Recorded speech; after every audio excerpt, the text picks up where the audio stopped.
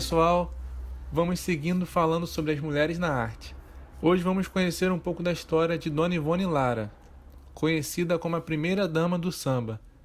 Ela que não se destacou só na música, mas foi uma das primeiras assistentes sociais negras do Brasil e trabalhou como enfermeira e também musicoterapeuta. E na música, ela começou a aprender cavaquinho com os primos ainda criança. E aí ela foi crescendo nesse ambiente musical, né? Depois casou com o filho do presidente da escola de samba Prazer da Serrinha, que ficava em Madureira. E aí foi aí que ela passou a ter contato, né, direto com os sambistas e os compositores da época. Ela se tornou a primeira mulher a fazer parte da ala de compositores de uma escola de samba. Por isso ela é tão reverenciada pelos sambistas e sempre homenageada pelas escolas. Aos 55 anos, ela passou a se dedicar exclusivamente à carreira artística. Teve suas composições gravadas por vários artistas. Sonho meu, vai buscar quem mora longe. Sonho meu,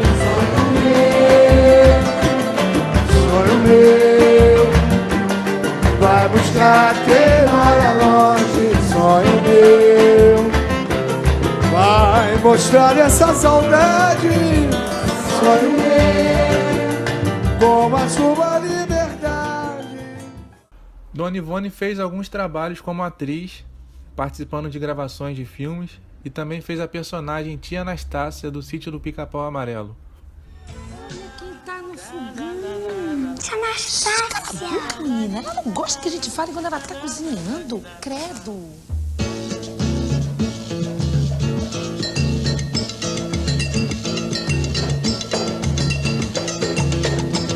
No sítio do Pica-Pau, na festa de Narizinho. No sítio do Pica-Pau, na festa de Narizinho. O baile foi incrementado com muitos doces e salgadinhos. Esculpir a própria vida, pintar a própria existência. A arte é repleta de mulheres que se tornaram exemplos de luta, resistência e criação. Seu desejo de criar não resulta apenas em obras de arte, mas também em suas próprias histórias. Quem não é visto, não é lembrado, já dizia o ditado. E foi assim por bastante tempo em relação às mulheres na história da arte ocidental. Porém, em 1971, a historiadora de arte norte-americana Linda Nochlin lançou a pergunta: por que não houve grandes mulheres artistas? Em um artigo que teve grande repercussão. Na realidade, a questão era uma provocação. E aí foi quando ela mostrou que muitas mulheres artistas, em diferentes momentos da história da arte, existiram. E foram muitas. Porém, todas enfrentaram enormes dificuldades para exercer sua arte, apenas por serem mulheres, e muitas não conseguiram ser reconhecidas pelo próprio trabalho. E ao contrário do dito popular inicial, elas sentiram bastante a falta de reconhecimento e o preconceito em relação à sua produção artística. Agora, vamos conhecer algumas artistas que fizeram história também. Artemisia Gentileschi foi uma pintora italiana do período barroco, a primeira mulher aceita na Academia de Belas Artes de Florença, na Itália, a mesma pela qual passou Michelangelo. Ela trouxe para várias de suas obras questões que ela mesma sofreu na pele e que continuam atuais, como o assédio sexual sofrido pelas mulheres. Berthe Morisot foi alertada pelo seu próprio pai a respeito das dificuldades que teria ao seguir a carreira de pintora. Determinada, dedicou sua vida à arte e produziu um grande número de obras. Ainda assim, em seu atestado de óbito, no espaço destinado à profissão, constava sem ocupação. A artista francesa participou ativamente do movimento chamado Impressionismo, junto de nomes conhecidos, como Monet e Renoir. Camille Claudel teve seu pai como grande incentivador. Ele chegou a mudar com a família para Paris para que ela pudesse desenvolver suas esculturas, mesmo com poucos recursos e em uma época que essa atividade era quase exclusivamente masculina. A expressão e a poesia presentes em suas esculturas impressionam. Sua obra foi comparada à de Rodin. Para muitos críticos de arte, ela inclusive o superou, mas não teve o mesmo reconhecimento que ele em vida. Continuando a falar sobre as mulheres na arte, vamos entrar no período do Renascimento. Ele foi um importante movimento de ordem artística, cultural e científica, que marcou a passagem da Idade Média para a Idade Moderna. Ali, tivemos grandes transformações.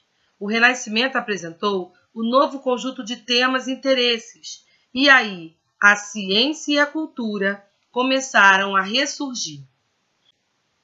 Importantes acontecimentos artísticos e culturais marcaram esse momento e invadiram o Ocidente do século XV.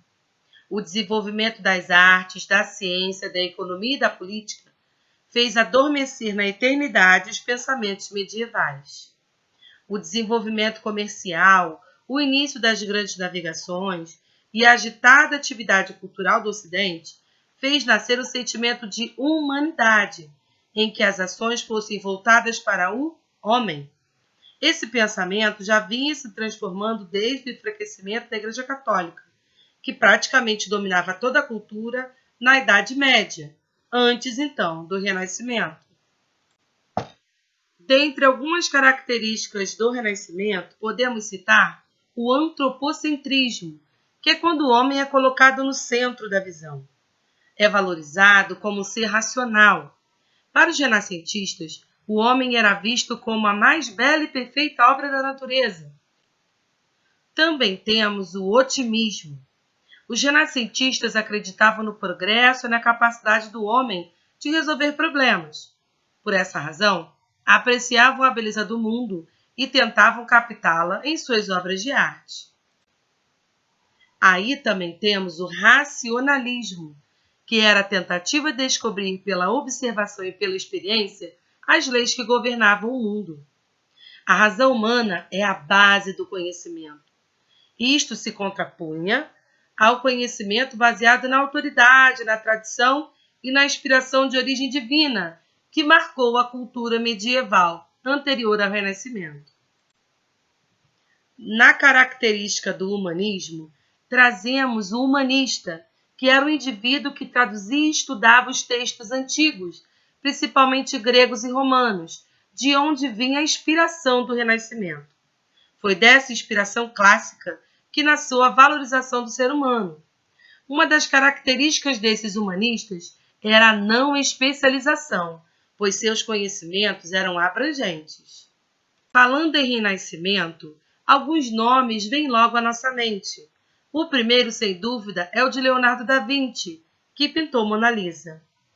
Também temos, desse período, Michelangelo, autor do teto da Capela Sistina e da escultura Pietà. E ainda Donatello, grande escultor renascentista. Mas não podemos esquecer outros nomes, como o da artista Sofonisba Anguissola, que ficou conhecida internacionalmente naquele período. Ela era a mais velha de 7 irmãos, em uma família de boas condições financeiras. Por isso, teve acesso a uma educação completa, passando pela instrução em artes. Ela estudou no ateliê de Bernardino Campi e, como pintora mulher da segunda metade do século XVI, se restringiu a pintar alguns gêneros específicos, como temas religiosos, natureza morta e retrato, que foi sua grande paixão. Uma das grandes pintoras do nosso país foi Tarsila do Amaral. Ela estudou na Europa e voltou para o Brasil com novas ideias artísticas. Uma de suas famosas frases diz: "Quero ser a pintora do meu país." E isso mostra o seu empenho em renovar a arte brasileira. O movimento cultural que ela fez parte chamou-se modernismo e inaugurou o momento em que a arte era propriamente brasileira e deixou de copiar todas as ideias que vinham de fora. Suas obras tinham cores e formatos do nosso país. Podemos observar algumas delas a seguir. Destacamos a Bapuru, de 1928, muito importante para o período do modernismo, que falamos no início. Também há destaque para a tela Os Operários, de 1933. Essa obra tem temática social e representa 51 trabalhadores da indústria brasileira. Tratou-se de um momento histórico marcado pela migração de trabalhadores, uma classe ainda muito vulnerável e explorada, sem acesso a leis que a defendesse propriamente. Tarsila imortaliza em seu quadro as feições dos trabalhadores das fábricas. Chama a atenção o fato das faces serem bastante distintas. Existem trabalhadores de todas as cores e raças, percebendo que todos carregam no semblante feições extremamente cansadas e desesperançadas. Fala galera, tudo bem? Hoje nós iremos falar sobre o humor feminino ganha espaço. Tradicionalmente, o papel das mulheres no circo itinerante de lona foi coadjuvante. É isso mesmo, as artistas circenses costumavam desempenhar funções de trapezistas, contorcionistas e outras que envolvem a prática da dança, além de serem assistentes de mágico e também de domadores. Mas você sabia que antigamente uma mulher não podia ser palhaça? Caso quisesse, teria que se caracterizar com vestimentas tipicamente masculinas. Essa era a função que passava de geração em geração e era exclusivamente atribuída aos homens.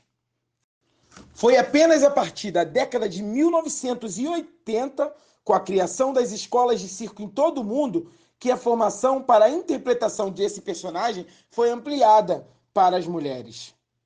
Uma das pioneiras dessa arte no Brasil foi Val de Carvalho, que ingressou na primeira escola de circo do nosso país, a Academia Piolim de Arte Circense, a APAC, nos anos de 1980, há mais de uma década. Val fazia parte do Grupo de Doutores da Alegria, ONG que se apresenta principalmente para crianças e jovens em hospitais públicos em todo o Brasil.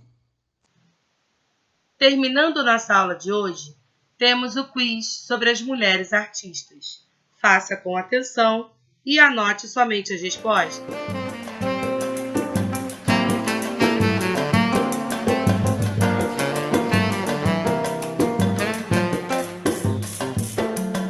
Sonho meu,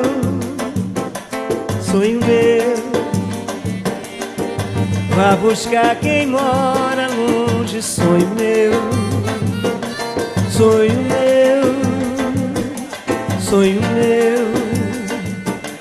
vá buscar quem mora longe, sonho meu, vá mostrar essa saudade com a sua liberdade. No meu céu a estrela guia se perdeu, a madrugada fria só me traz melancolia, sonho meu. Sinto o canto da noite na boca do vento,